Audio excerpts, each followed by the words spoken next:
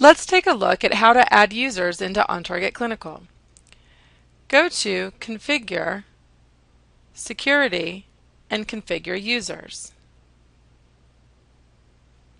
Click on Add User. Create a username with a naming convention of your choice.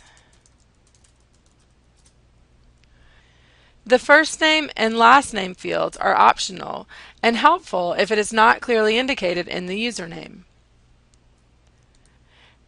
A valid email address is required so that the user can reset their password should they forget it.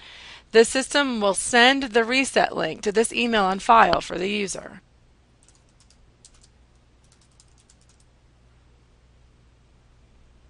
The user must be linked to a valid employee record in order to sign into the program.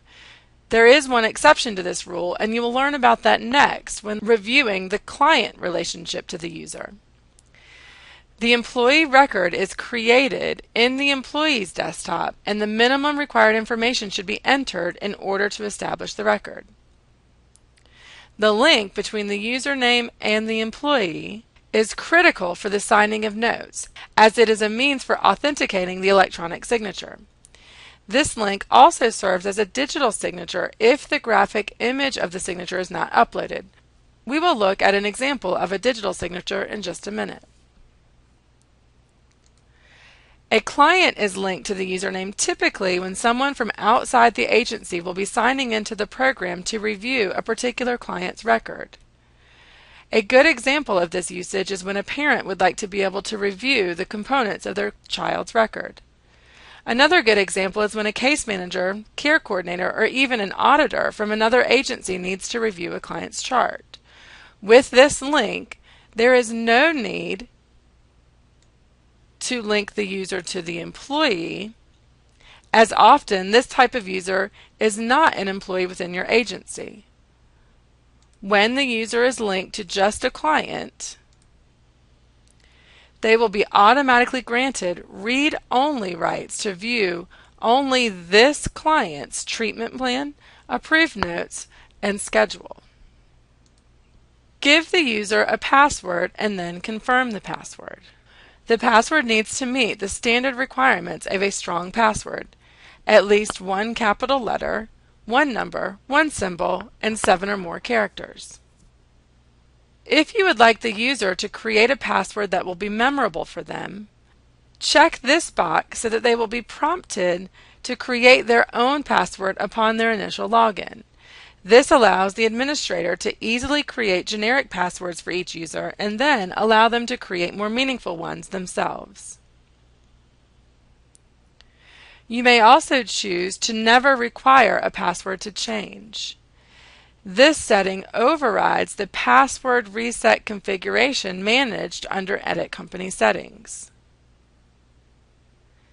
The number of days between password resets should mirror your company policies for protecting electronic health data.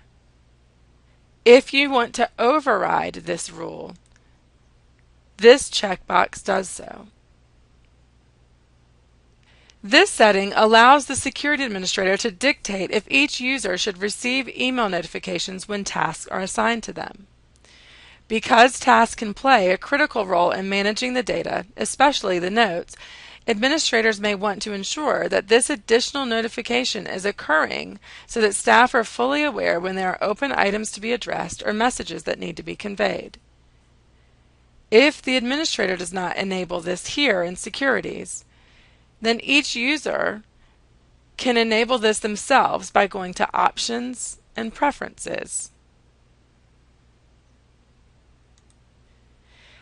If the user will be writing or approving notes, then you will want to determine what type of signature will be applied on the note, whether digital, as mentioned earlier, or electronic. The electronic signature will require an upload of the individual's signature. The two most common ways for capturing this type of signature are either through an electronic signature pad or by scanning a written signature. Once captured, the signature will be uploaded here. If you decide to implement the digital signature, then you do not need to upload a file here. the employee link to the username above and the absence of an uploaded file here is how the system knows to apply the digital signature. Let's take a look at a note to see the difference between the two. This is an example of a digital signature, and here's an example of an electronic signature that has been uploaded. Both are HIPAA compliant, so be sure to check with your auditing body to see which is more compliant with their standards.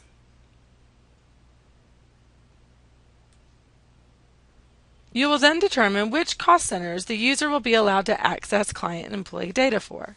The system, by default, will associate the user to their home cost center, which is established in the employee record when the individual is first set up in the employee section. When the employee is linked to the user above, the system then knows to display the client and employee data for that cost center as dictated through desktop securities. You may open up additional cost centers as necessary. If a user should see all of the clients and employees within the organization, then be sure to check all. It is recommended to check each cost center as a default so that the client and employee data automatically loads when logging in. If the defaults are not checked, then the user will have to toggle the cost centers through the options menu to get to the respective clients or employees within each one of those cost centers.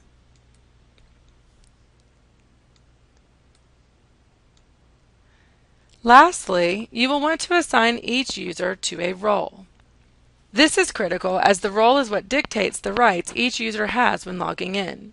These roles are set up under Configure Roles, and each role is granted the corresponding permissions for the sections of the program. To learn more about configuring roles, see the next videos in the security series. It is recommended to assign each user to a single role. Allowing more than one role often tends to become cumbersome to manage what the user's permissions are. Be sure to save. Should you have any questions, please submit your inquiry by going to Options, Support, and Contact Support.